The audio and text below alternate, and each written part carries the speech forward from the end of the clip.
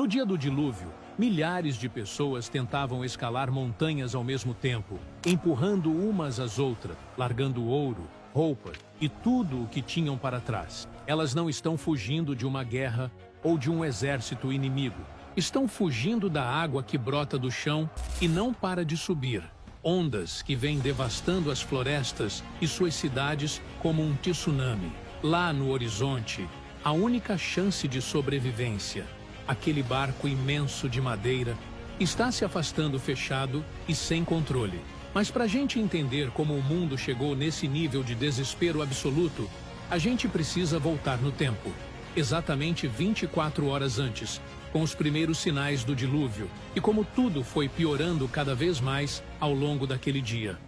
Naquele dia, eles acordaram sem imaginar o que aconteceria em algumas horas. A cidade amanheceu como qualquer outra terça-feira comum, com o sol nascendo e o comércio abrindo as portas. É importante lembrar que não estamos falando de gente morando em caverna. Era uma civilização que, segundo os relatos, já tinha metalurgia, música e cidades organizadas. Então, às 6 da manhã, a preocupação deles não era sobreviver, era ganhar dinheiro, fechar negócios e planejar casamentos para a semana seguinte. O mais impressionante é que eles tinham um aviso visual gigantesco bem no meio da cidade. A arca estava lá, aquela caixa de madeira colossal, coberta de piche, parada no meio do seco há décadas. Só que, para aquelas pessoas, aquilo já tinha virado paisagem. Sabe quando você passa por uma obra todo dia e nem olha mais? Era assim que eles viam a obra de Noé. Eles achavam que ele era só um velho exagerado, falando de chuva, numa época em que o clima era estável. Então, ninguém olhou para o céu com medo naquela manhã. Ninguém preparou uma mochila de emergência. Eles estavam tão focados na rotina de sempre, na segurança do hoje, que não perceberam que a atmosfera estava mudando fisicamente ao redor deles. A pressão do ar estava caindo e o clima estava ficando pesado. Eles ignoraram os sinais, mas a natureza não. Enquanto os humanos tomavam café e conversavam, os animais na floresta pararam de comer ao mesmo tempo. Eles sentiram a vibração do perigo chegando muito antes da gente. E foi aí que uma migração bizarra começou em direção à cidade. O barulho parou de ser apenas uma vibração no chão e se tornou um bloqueio físico nos portões da cidade. O que paralisou o comércio e o trânsito urbano não foi um exército invasor, mas uma muralha viva de pelos, penas e escamas. O relato de Gênesis 7, versículo 9, é muito específico ao dizer que os animais vieram até Noé. Isso significa que não houve uma caçada, nem laços, nem jaulas sendo arrastadas. Foi uma rendição voluntária. Para os moradores daquela cidade, ver milhares de criaturas saindo da floresta ao mesmo tempo deve ter sido a cena mais perturbadora de suas vidas. Mas o que realmente causava calafrios não era a quantidade, e sim o comportamento. Na natureza, um leão vê uma cabra e o instinto de ataque é imediato. Um pássaro vê um movimento brusco e voa. Mas naquela manhã, a biologia parecia ter sido desligada. Predadores e presas caminhavam lado a lado, em um transe absoluto, ignorando completamente a presença humana. Provavelmente, as pessoas tentaram intervir. É plausível imaginar que, no início, alguns tentaram capturar aqueles animais para alimentação, ou simplesmente para limpar as ruas, mas a marcha era imparável. Eles avançavam em linha reta, com um foco obsessivo, direto para a única estrutura que os humanos desprezavam, a rampa de entrada da arca. Aqui temos um contraste brutal de percepção.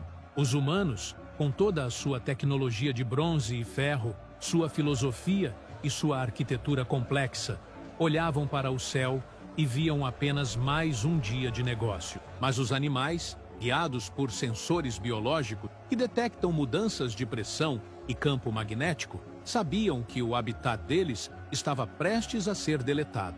A arrogância humana serviu como uma venda nos olhos, enquanto o instinto animal serviu como uma bússola. A cidade parou para assistir ao espetáculo. Eles viram os animais subindo a rampa de madeira e desaparecendo na escuridão do casco. Para a multidão, aquilo deve ter parecido um desperdício, Um zoológico inútil sendo montado por um fanático. Ninguém entendeu que aquilo não era uma coleção. Era um bote salva-vidas sendo carregado. O fluxo de animais durou a manhã inteira. Uma procissão silenciosa e assustadora. Mas quando o sol atingiu o ponto mais alto do céu, ao meio-dia, o último par de animais cruzou a entrada. A rampa ficou vazia. O silêncio voltou, mas durou pouco. Porque segundos depois, um som mecânico e violento, diferente de tudo o que aquela geração já tinha ouvido, ecoou por todo o vale, sinalizando que o tempo de entrada tinha acabado para sempre. Aquele estrondo não foi causado por ventos ou por guindastes humanos.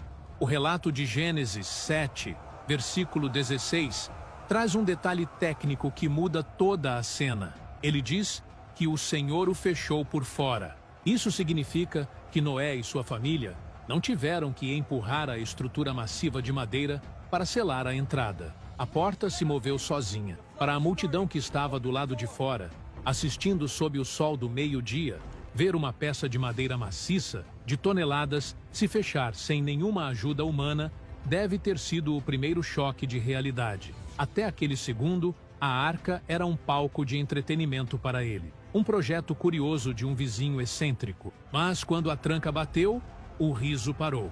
O fechamento foi definitivo.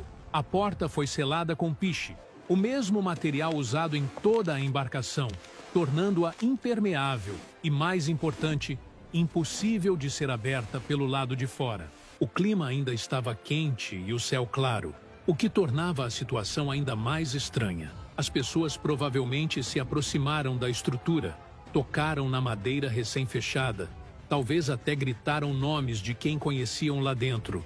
Mas o isolamento era total. Aqui, a separação física se tornou uma sentença. Quem estava dentro estava protegido por uma intervenção direta.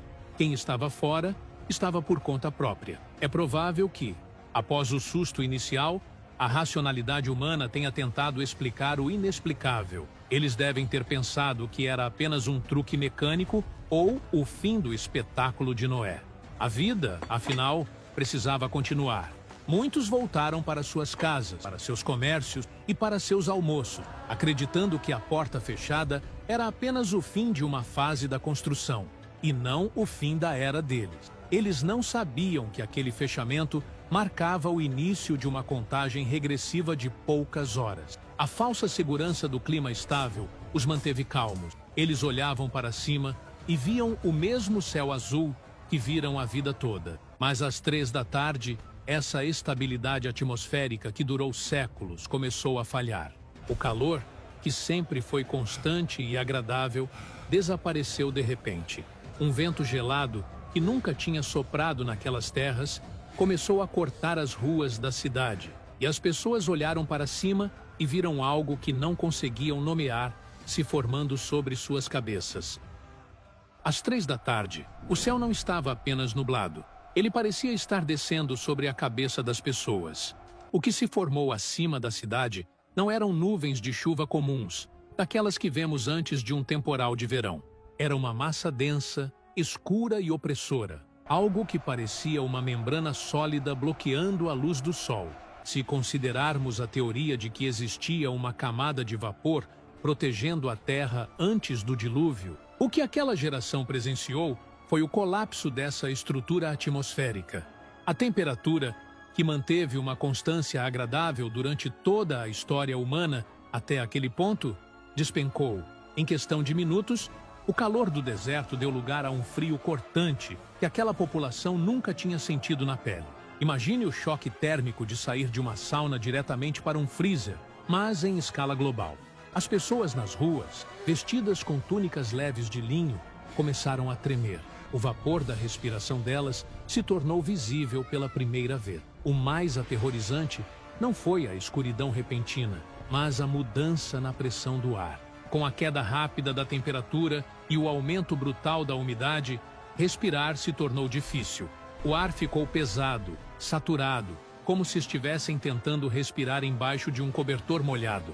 A física explica que uma queda brusca de pressão atmosférica afeta o ouvido interno e causa desorientação.